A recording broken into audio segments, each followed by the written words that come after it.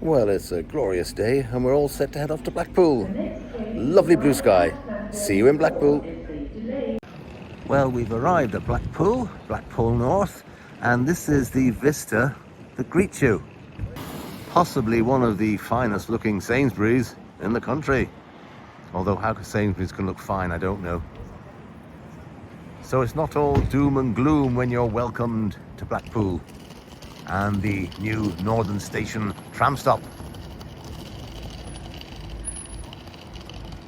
And just to prove we've arrived in Blackpool, we need to see something rather iconic. Yes, our first view.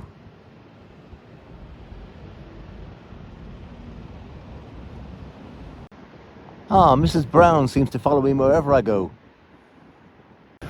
Well, I'm glad there's live artists every day. I wouldn't like to go and see a dead artist. And this is Talbot Road that goes down to that thing just you can see in the distance called the Irish Sea.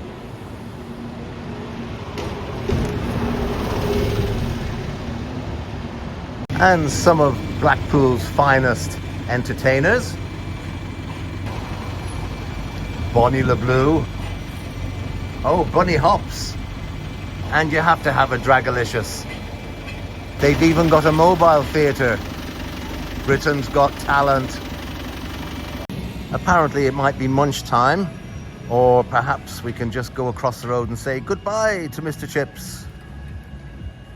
This place, I believe, is highly recommended by Her Late Majesty the Queen. The repository, I always thought that was some sort of medical thing. And connected to the repository, the rather imposing looking Sacred Heart Church. That's quite interesting at the top there. I can't resist a blue plate. It seems this particular Sacred Heart Church was opened on the 8th of December 1857. The Trilogy nightclub, and yes, the obvious question is answered. They do have 3 areas for social enjoyment. And the imposing Blackpool Town Hall. That's the back of the council offices. This is called the Counting House. I'm not too sure what they count, but outside you can see we've got the Lady of the Sea, conch in hand. Not too sure there's many conches on Blackpool Beach. And lo and behold, the North Pier. Pop World seems to be undergoing some sort of renovation, as does the iconic Metropole Hotel, and that's just behind the War Memorial here. Thank you, Mr. Van.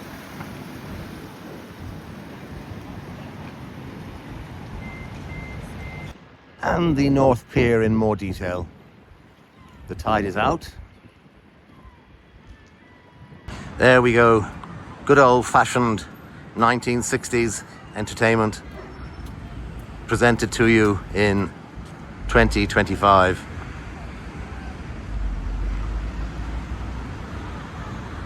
And the iconic North Pier sign, replete with amusements down below. Goodness, the Drifters and the King of Pop himself, and something called Pink, welcoming you to the North Pier. But then again, not quite so welcoming.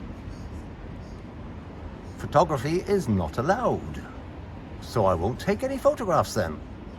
And this no doubt will be teeming with sunbathers and swimmers later in the year. It's been going quite a while. Oh dear, it seems to have been a crime of some sort. And opposite the North Pier, expanse of Irish Sea, we've got the Central Pier. And just in front of the central pier is the famous Blackpool Tower. Sure, you can't beat having some shenanigans, can you? Robert's Oyster Rooms, presumably slippery when wet. And we'll have no smart comments, please, about Robert's Rock. A nicely situated wedding chapel. Get married by the sea. If you've had a beach of a day, why not nip in for some fish and chips? All the entertainment you want here. You've got a fantasy club and Nobby's karaoke club. And this is the Mitre pub, claiming to be the smallest pub in Blackpool. I spy a blue plate. And a brief look at some history of the Mitre Inn. I won't linger. Well, I better not, because I'll get told to unlinger by somebody of an officious nature. Yes, my trip is complete. It's a spoons. Although it does have stiff competition from a Yates's wine lodge next door. And a lovely row of metal things, each one complete with 3 very imposing security cameras.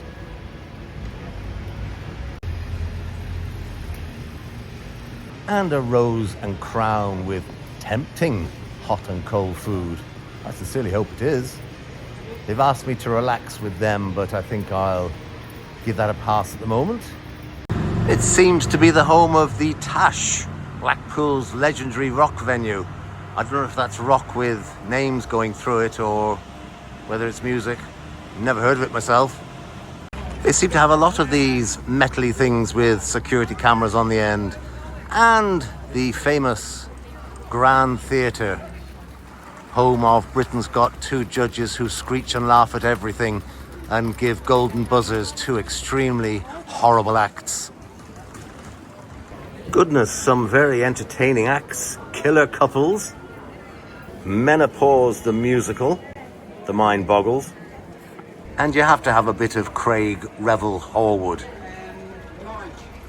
And at the back of the Grand Theatre, plainly in John Lennon tradition, they have a pawnbrokers for those who sit in the front and can't rattle their jewellery because they've pawned it. So there we go, a blue plate that's black behind the Grand Theatre. And the stage door.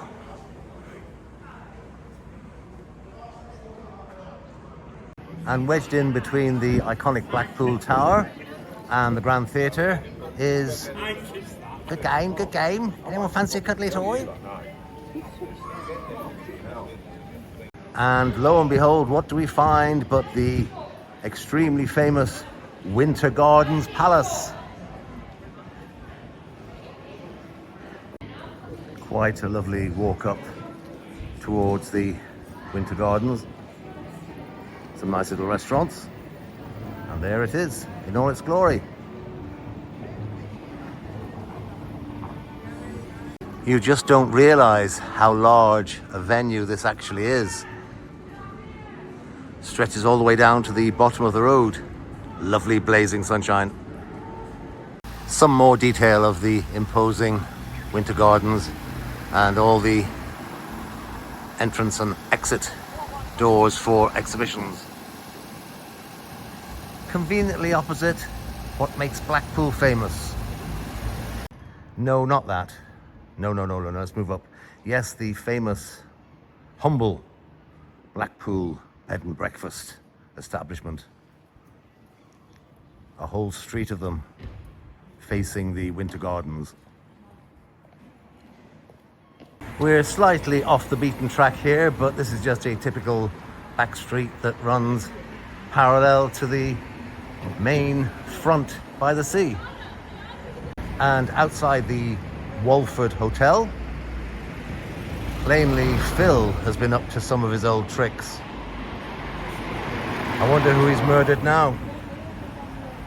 Not just designed by Jacques Tati, but just extremely tatty.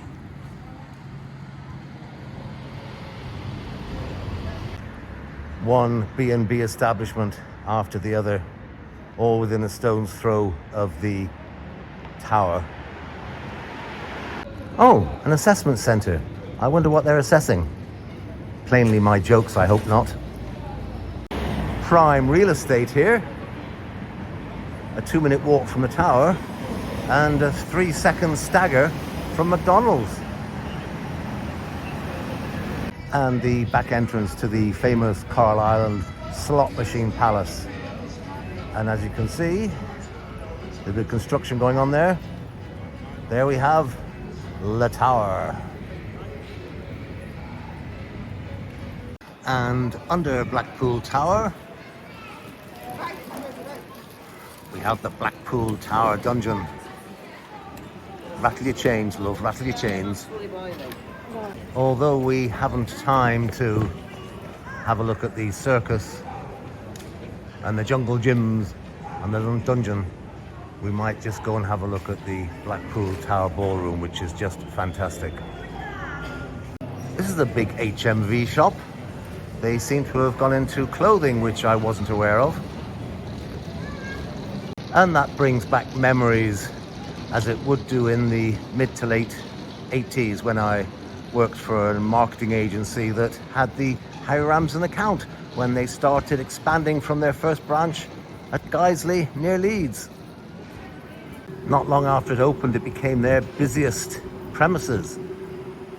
Mind you, it's located now beside the extremely upmarket Greedy Pig. And there's Mr. Pig to prove it. Right, let us enter and have a look at the Blackpool Tower Ballroom. Oh dear, as all the fishermen say on the reality programs, I've been gutted. The Tower Ballroom is closed for decking for a special event on Saturday, so sadly I can't get in there. What a shame.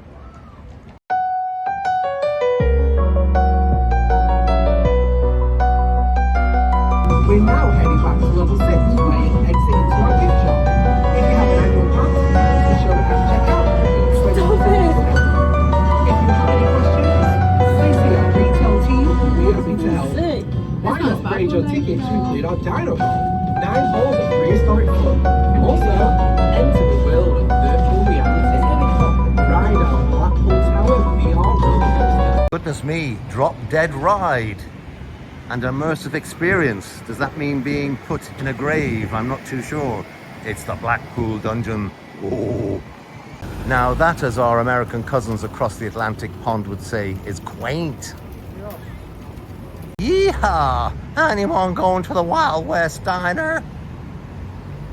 And there we have it, the iconic Coral Island, complete with loads of adverts and, of course, yes, Blackpool Rock.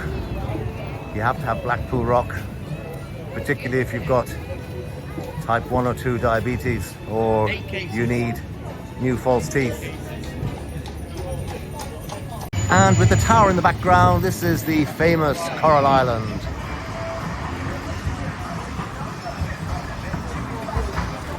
Architecture beyond magnificence. The place that gave birth to Tipping Point on television. Just without the questions that nobody can answer. Dominating the local landscape with some very interesting architectural points, I might add. And what do you call a dead parrot? A polygon.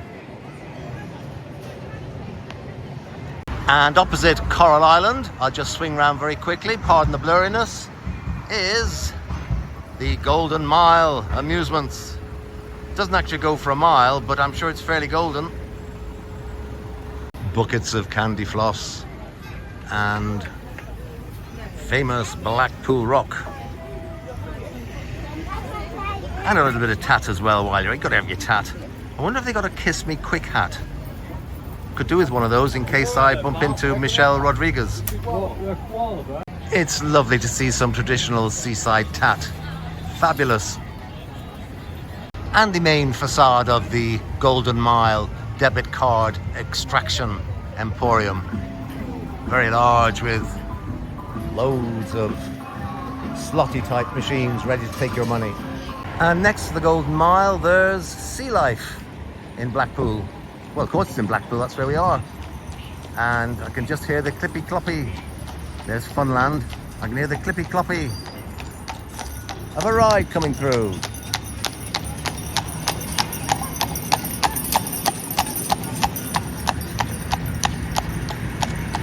And just caught my eye outside Funland are these electrical wire things on poles, and they're to take the electrical Blackpool illuminations later on in the year. Or if you're vegetarian, they take the illuminations. Sorry, awful joke, uncalled for. And the Pyramid Plaza, and just to prove it, there's a pyramid. And Madame Tussauds in Blackpool. That saves you watching Prime Minister's Question Time, because there's plenty of waxworks in this particular building. Interesting building, and lo and behold, made my day, because what's there but a misspelt days. Oh, wonderful. And there's Tower Gifts, although I think that's pushing it a little bit, because the tower is, sorry for the speed, is all the way up there. And Silcock's Fun Palace, ice cream and donuts. I don't know whether you go in there and have an ice cream and a donut fight. I'm not going in to try and find out. And this is Central Pier. I don't think I'll make it to South Pier because it's quite a far trot down. And a nice side view of the Central Pier.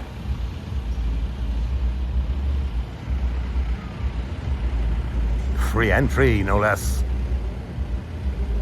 And under the pier is the lovely flat beach of the seafront. And just in the distance you can see the large, it used to be called the Pepsi Max, that's on the Pleasure Beach. But I won't be wandering up there because it's 12 quid just to go and have a look. Here's a chap taking a rest before he heads off to inner city Manchester, which is 40 odd miles from here. Very, very pleasant, an absolute lacking of litter, which is lovely to see. The tide has retreated. Well, it seems the Central Pier doesn't object to photography, so let's give it a whirl. There's something very relaxing about watching a big wheel spinning, albeit with not too many punters on this time of year. And a view over the beach from the Central Pier with the Blackpool Tower. Captive audience prices, of course. Some traditional seaside activities, hoopla and potball. Saves you going on the generation game to win a cuddly toy. This is a special machine designed to help you throw up your £6.50 burger.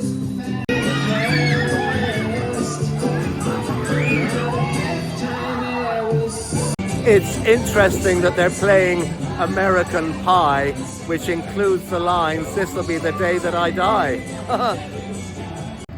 All I can say is during the peak season, this must be absolutely hell on wood. Well, by wood I mean wood. Get it? Wood? Yeah, wood? Oh, please yourselves. She sells seashells by the seashore. And a bit of hook-a-duck with a prize guaranteed every time. I've not seen one of these MI5 machines in a long time, just to give you a better Gansey perhaps at the tower in the distance. Push bar to open, but surely if you push the bar, it'll just fall into the sea. Oh, little memorial plaques at the end of the pier here, with a rather austere message. But little memoriams which are very sweet, to be quite honest, and they go all the length of the pier end. And as I say, the end of the pier, there's a bit of proper water coming in from the Irish Sea. Oh, there's a brave young lad having a swim. Why not, mind you, it's lovely weather. Just spied a beached whale there having a rest. I know the weather's lovely, but it's surprisingly busy to say it's the week after the Easter holidays. They seem to have abandoned the candy floss machines and now sell the stuff in plastic buckets. I knew a chap called Bob once. I never knew he got his pilot's license. Goodness me, prices have jumped in the interim, haven't they? I refuse to be drawn into commenting. Right, I had a quick peer around. Peer, do you get... Sorry. Let's head off back into town and see what's going on, shall we? I think it's time for a cup of tea, to be honest with you, and a nice sandwich. This sign is a little bit disconcerting. See where the arrow's pointing?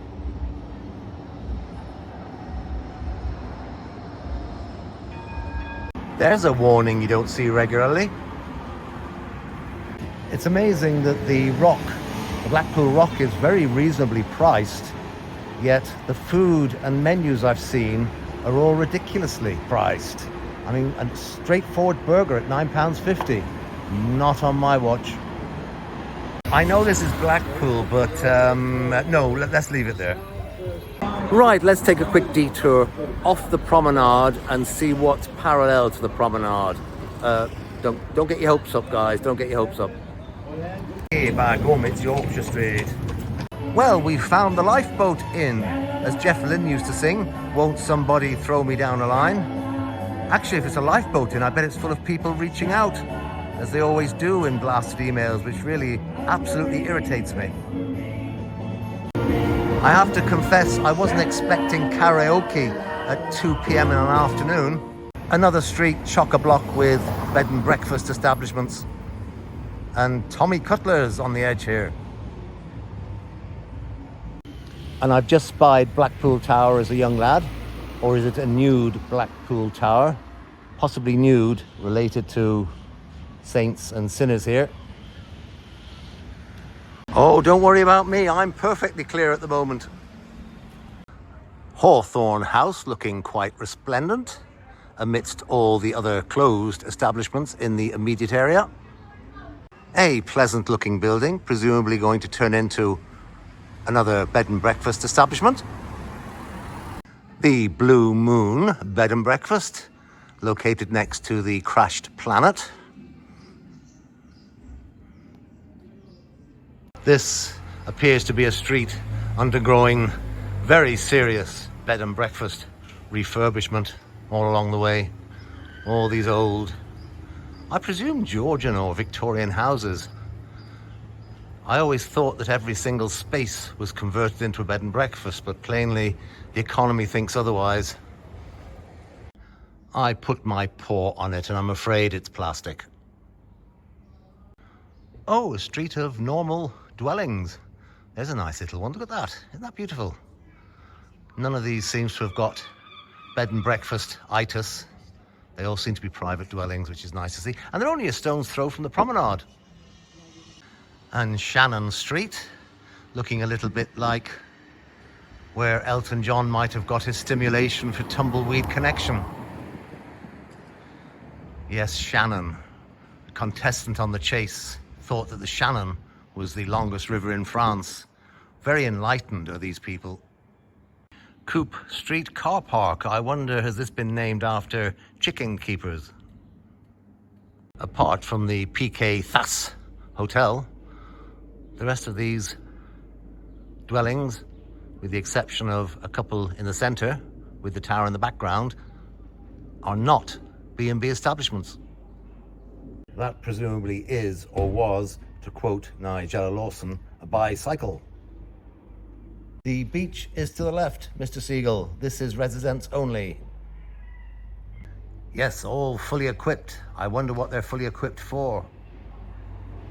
A bit of a building blitz rather than a ballroom blitz going on here. Just look at that ugly thing. I wonder what that was. And tower again. You see the tower from everywhere you go, presumably because of its tallness. And I presume a car park. We've stumbled across Donna's Dream House. And I do love a little bit of creative work on a traditional sign. OK Street. A little bit of Spanish seaside painting on these houses. Nice and bright. Ah, this appears to be the old Kent Road. Let's get a bit of architecture in. That's a nice tavern. Again, as you can see, tower in the background. And that's an unusual art gallery. Cigarette waste.